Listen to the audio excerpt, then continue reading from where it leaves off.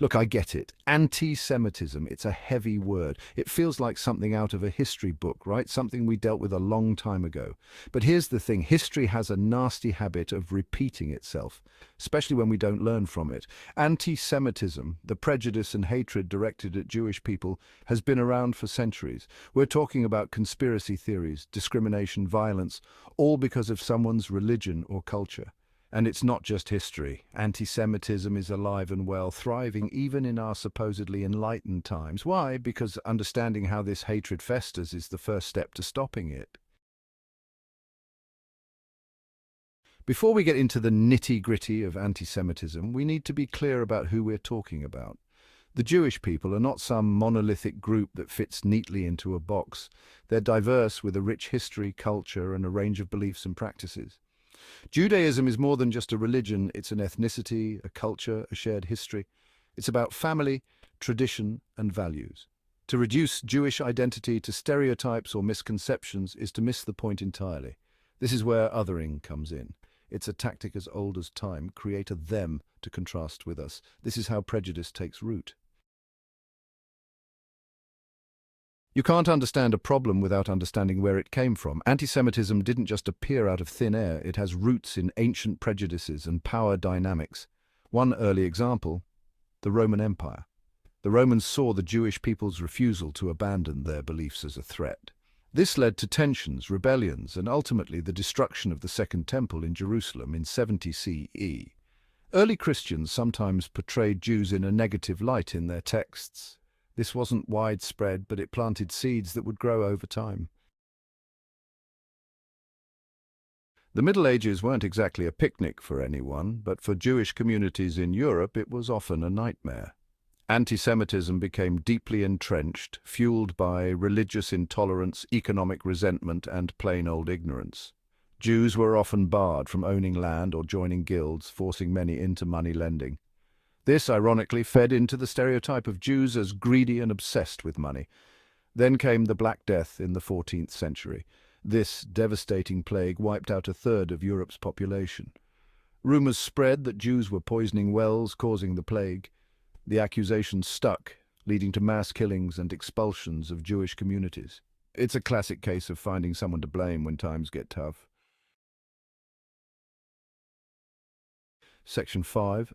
Modern hatred anti-Semitism in the 19th and 20th centuries.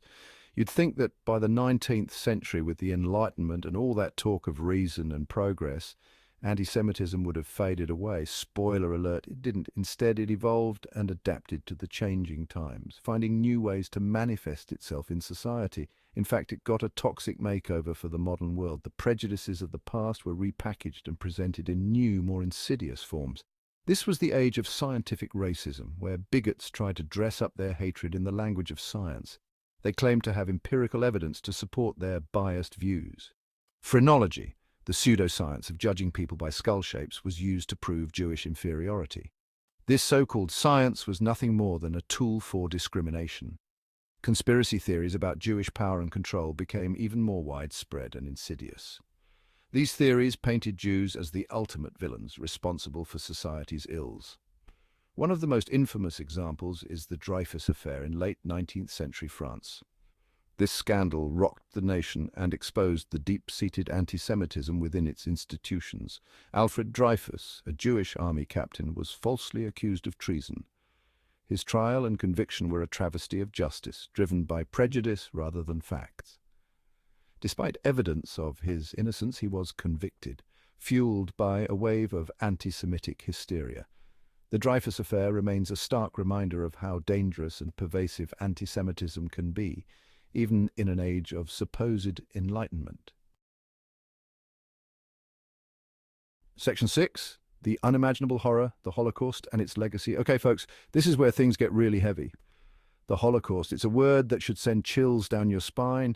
Under the Nazi regime, anti-Semitism wasn't just prejudice, it was state-sanctioned policy. Jews were stripped of their rights, their property, and ultimately their lives. The Holocaust was a systematic genocide, the deliberate attempt to exterminate an entire people. 6 million Jews were murdered in concentration camps, victims of unimaginable cruelty. It's a stark reminder of the consequences of unchecked hate. Section 7, Anti-Semitism today, new faces, same hate. You might think, okay, the Holocaust was horrific, but surely things are different now. Surely humanity has learned from its past mistakes and moved forward. And yes, while outright genocide is thankfully rare, anti-Semitism is far from gone. It lingers in the shadows, waiting for moments to resurface. It's mutated, adapted, and found new ways to rear its ugly head. The hate has evolved, but the core remains the same. We see it in the resurgence of far-right groups, spouting the same old hateful rhetoric. They may have new faces, but their messages are eerily familiar. We see it in the demonization of Israel, used as a cover for anti-Semitism. This form of hate often masquerades as political critique. Criticizing Israeli policies is legitimate, equating them to Nazism or calling for the destruction of Israel is not. There is a fine line that must not be crossed. We also see it in more subtle forms, in coded language, in microaggressions, in the casual perpetuation of stereotypes. These insidious forms of hate are often harder to detect. And increasingly, anti-Semitism is spreading online. The digital age has given it new platforms to thrive. Social media has become a breeding ground for hate speech, where anonymity emboldens bigotry. The fight against anti-Semitism is far from over, and it requires vigilance from all of us. Section 8. Fighting Back, Education, Empathy and Action. This is a call to arms for all of us. So where do we go from here? How do we take meaningful steps forward? How do we combat this ancient hatred in the 21st century? The answer lies in a multifaceted approach. It's not enough to just be not anti-Semitic. We must be proactive. We need to be actively anti-racist, to stand up and speak out against all forms of bigotry. Education is key, but it must be comprehensive. We need to learn about the history of anti-Semitism, to understand its roots, its manifestations, and its impact. This knowledge empowers us. We need to teach our children about tolerance, empathy, and the dangers of prejudice. These lessons must be ingrained from a young age, but education alone isn't enough. It must be paired with action. We need to be willing to call out anti-Semitism when we see it, even when it's uncomfortable. Silence is complicity. We need to challenge stereotypes and conspiracy theories, to speak up for those who are targeted. This requires courage and persistence. The fight against anti-Semitism is a fight for a more just and equitable world for everyone. Together, through education, empathy and action, we can make a difference.